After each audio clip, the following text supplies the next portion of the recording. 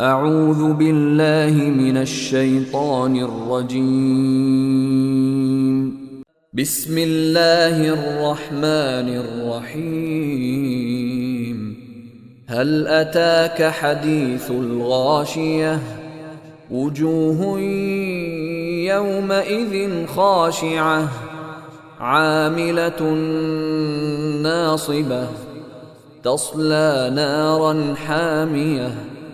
تسقى من عين آنية ليس لهم طعام إلا من ضريع لا يسمن ولا يغني من جوع وجوه يومئذ ناعمة لسعيها راضية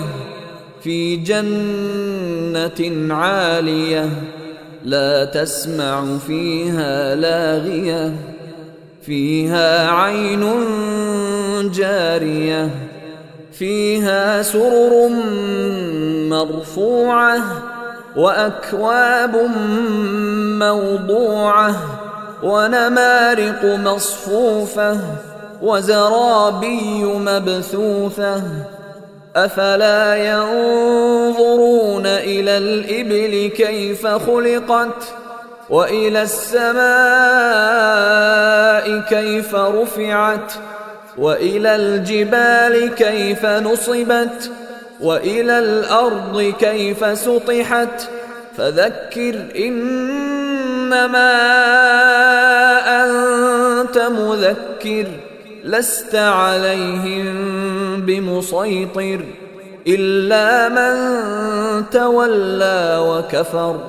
فيعذبه الله العذاب الأكبر إن إلينا إيابهم ثم إن علينا حسابهم